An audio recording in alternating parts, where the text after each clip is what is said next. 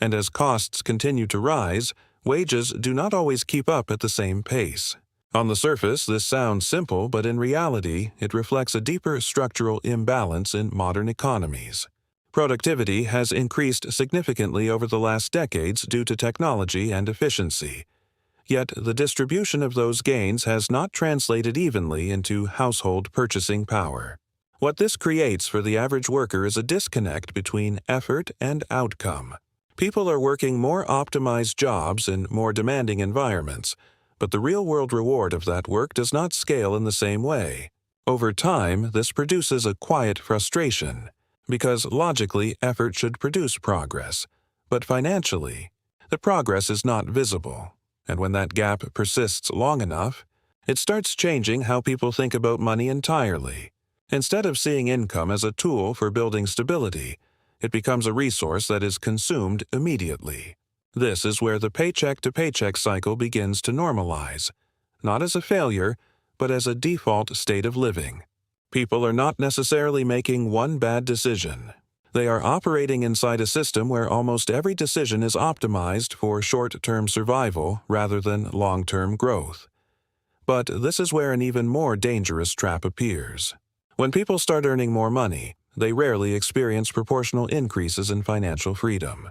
Instead, what usually happens is a silent expansion of their financial baseline. The brain adapts very quickly to new income levels. What once felt unnecessary begins to feel normal, and what once felt like comfort begins to feel like requirement. A slightly better apartment becomes reasonable. A newer car becomes necessary for reliability and increased convenience. Spending becomes part of the identity of someone who is doing better. This is not random behavior. It is a psychological mechanism called hedonic adaptation combined with social benchmarking. Humans do not evaluate financial well-being in isolation. They constantly compare themselves to their environment. And in modern environments, that reference point is constantly shifting upward through social media, advertising, and peer lifestyle exposure. So even when income increases, the perceived need for spending increases at a similar pace, canceling out any potential progress. This is why lifestyle inflation is not just about poor discipline. It is a structural psychological response to rising income combined with external pressure. And because it happens gradually, people rarely notice it happening in real time. They only notice it years later when they realize that despite earning more than before, their savings position has not fundamentally changed. If you're enjoying this video, don't forget to like and subscribe so you can get constant content about finance. Let's continue. From the outside, everything appears stable.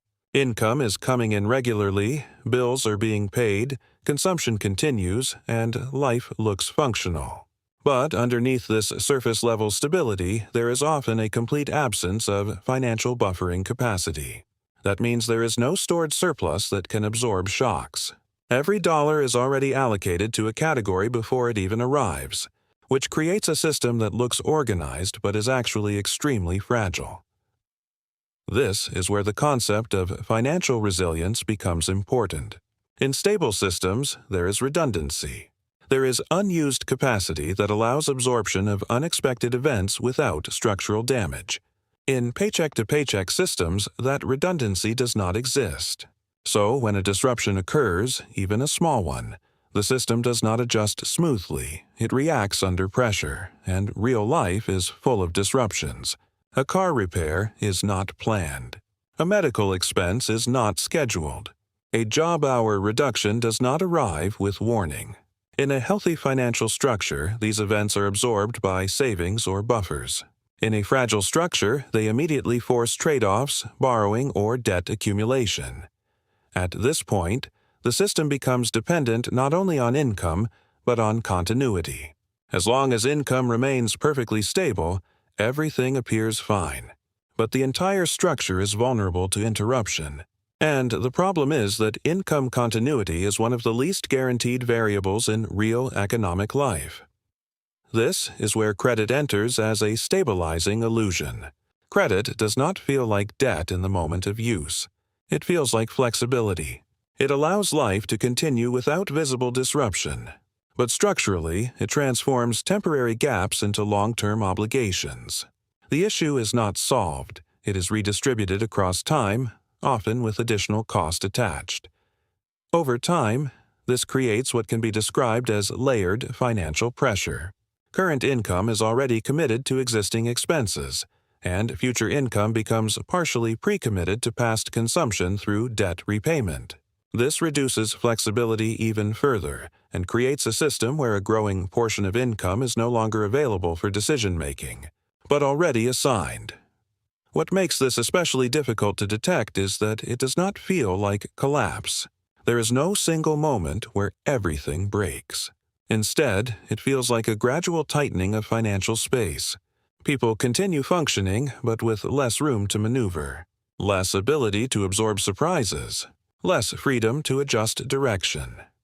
And importantly, this structure is not limited to low-income households. One of the most misunderstood aspects of modern personal finance is that income level alone does not determine financial freedom. The determining factor is the relationship between income and obligations. If obligations scale at the same rate as income, then the net result remains unchanged regardless of absolute earnings. This is why high-income individuals can still experience paycheck-to-paycheck stress. Because what matters is not how much money enters, but how much is left uncommitted after essential and lifestyle obligations are accounted for. That remaining margin is what defines real financial flexibility. And here is where the real turning point begins. Escaping this system is not about sudden transformation, but about structural correction of behavior patterns that have been reinforced over time. The first correction is changing the timing of savings. In most financial systems under stress, saving is treated as what remains after spending. But in a zero-margin environment, nothing remains. So the only way to create a surplus is to reverse the sequence and make saving the first action, not the last. Even if the amount is small, the structural effect is what matters, because it creates separation between income and full consumption. The second correction is building a financial buffer that is not designed for growth, but for temporal stability. The purpose of an emergency fund is not investment performance, but time creation. It creates time between an unexpected event and a financial reaction. And that time is what allows rational decision-making instead of panic-based decisions, which are often more expensive in the long run. The third correction is recognizing that financial leakage is primarily behavioral, not structural. Most financial instability is not caused by one large expense, but by the accumulation of small, repeated, low-awareness spending patterns. These are difficult to notice individually because they feel insignificant.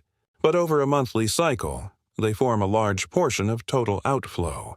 And at the deepest level, financial freedom is not a single achievement point. It is a gradual shift in system design. It occurs when income is no longer fully pre-assigned, when debt is no longer required to maintain stability, and when there is finally unused financial capacity available for decisions rather than obligations. Because ultimately, living paycheck to paycheck is not an identity or a permanent condition. It is a behavioral and structural pattern created over time. And any pattern, no matter how deeply established, can begin to change when the underlying financial decisions start to shift consistently in a different direction. If you enjoyed this information, don't forget to like, subscribe, and turn on the notification bell for more content about economy, money, and how to improve your financial situation every day.